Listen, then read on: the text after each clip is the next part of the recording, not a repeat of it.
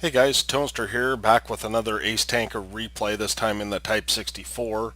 Had the chance to platoon with a couple of subscribers, Rumple and Lurpy, the other night, and Lurpy was asking me about how to play light tanks, and he had gone up the line up to the Sheridan, and he was also at the T-54 lightweight, and I told him that it's a good idea to drop back down to mid tiers and try to master the light tanks at mid tiers, because you can make mistakes, and I'm going to make a few mistakes in this game, but you can make mistakes at mid tiers that will get you punished harshly at high tiers. So let's go ahead and start the replay.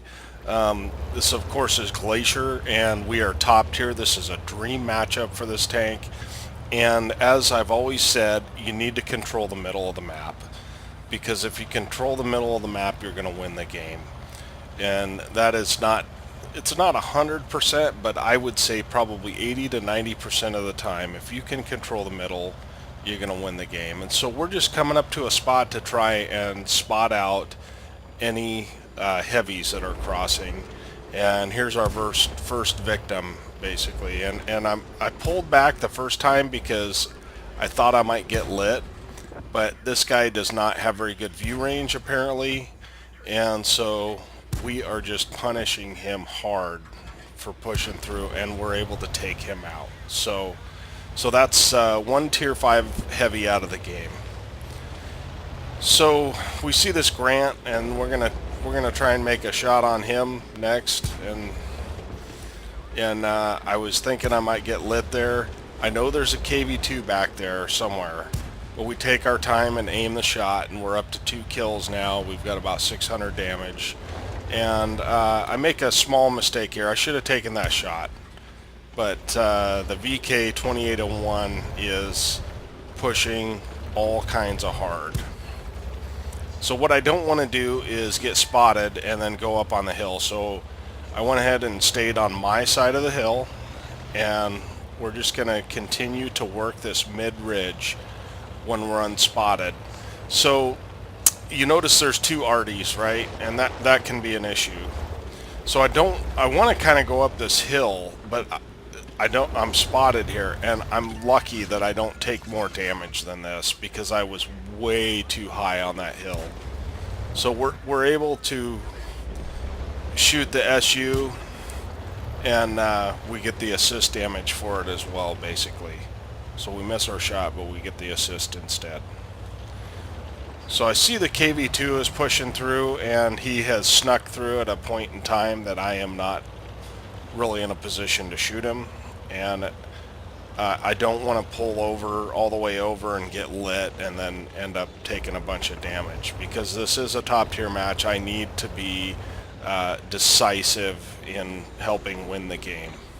So I'm waiting for this Lago. My guess is he does not have that great of view range, so we're able to put 2 shots into him. The first one just tracks him.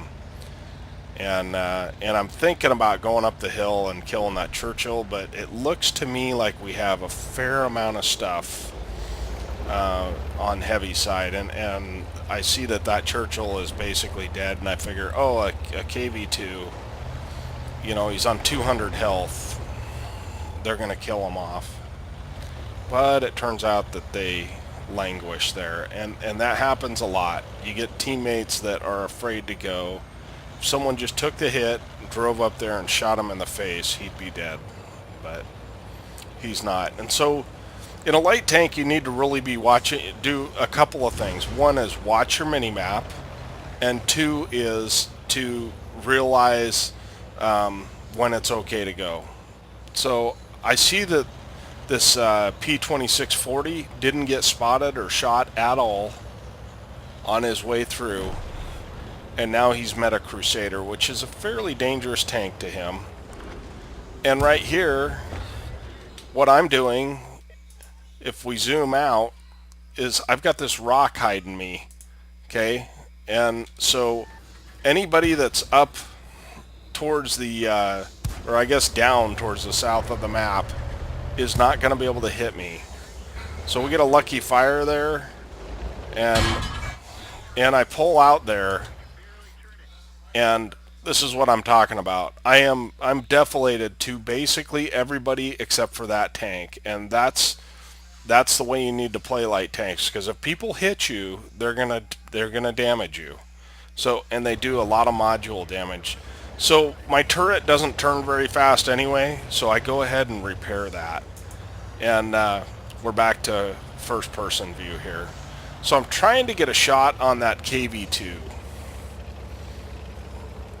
And we spot the martyr, and we're able to put a couple of shots into him.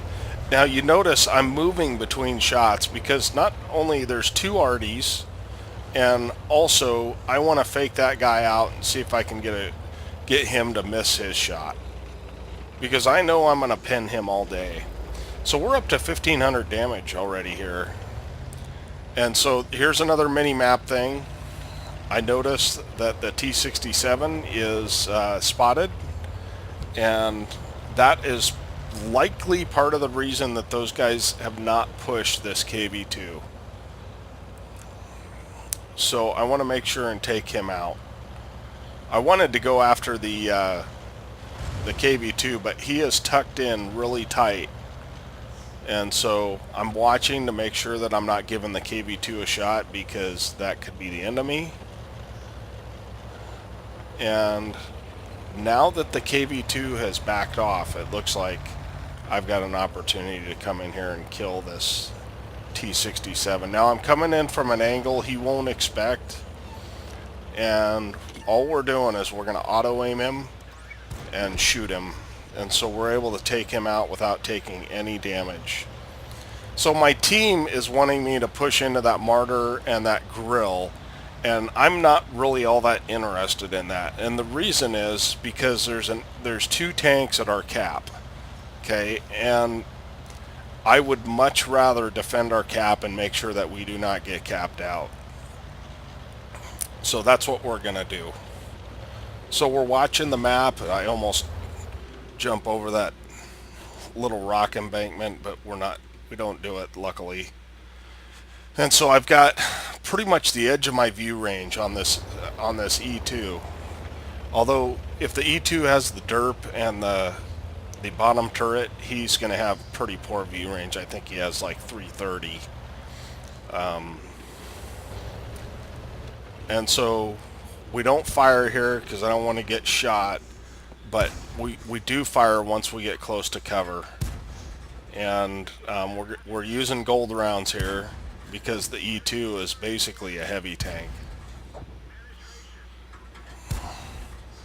And so that gives us another couple hundred damage there. And now we're just going to change the angle. We know this guy's isolated. He's all alone. We've got a grill for backup. And all we've got to do is pull up and spot him again. So I use my view range circles a lot to make sure that I'm not going to get out spotted. I use bushes when I can. I use, if there's a ridge, I will try and hide my tank behind that ridge if that's possible. Like in this case, I miss out on a shot because I'm trying to get behind a rock. So now the guy's stunned, and I'm certain that I'm going to go ahead and be able to shoot him without him spotting me. So that's something else to take into account. If someone's stunned, their view range is going to be terrible. So I've loaded HE, and the reason I've loaded HE is because the last tank is a tier 4 artillery, and I'm watching the map where my team has gone. I know this is the only place he could possibly be, and we're able to take him out with 130 damage. So I hope that helps a little bit. That was kind of a fast and furious game, but playing down here at the low tiers allows you to make mistakes and allows you to kind of feel out your light tanks much easier than going into a tier 10 game and just getting nuked by a 183 or hit by a JPE because you're out of position and lit.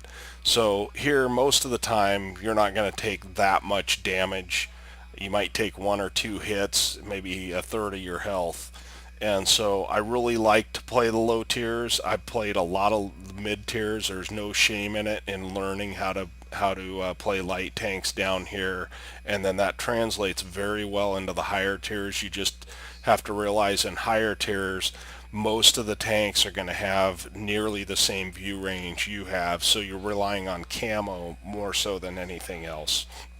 So let's go ahead and take a quick look at the post-game stats. Okay, here we are at the after action report. Of course, that was an ace tanker.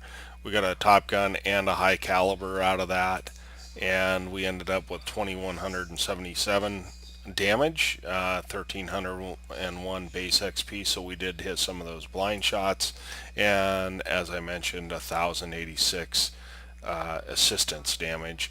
And because we fired some premium, we only ended up with 19,000 credits. That's funny. With premium, it's the same. So I don't know what the deal is there. And we ended up with 1,691 total experience just because it is a premium vehicle. I hope you guys enjoyed that. I'm going to be putting up some more light tank gameplay at the request of Lurpy. I hope you guys enjoyed it, and we will catch you next time.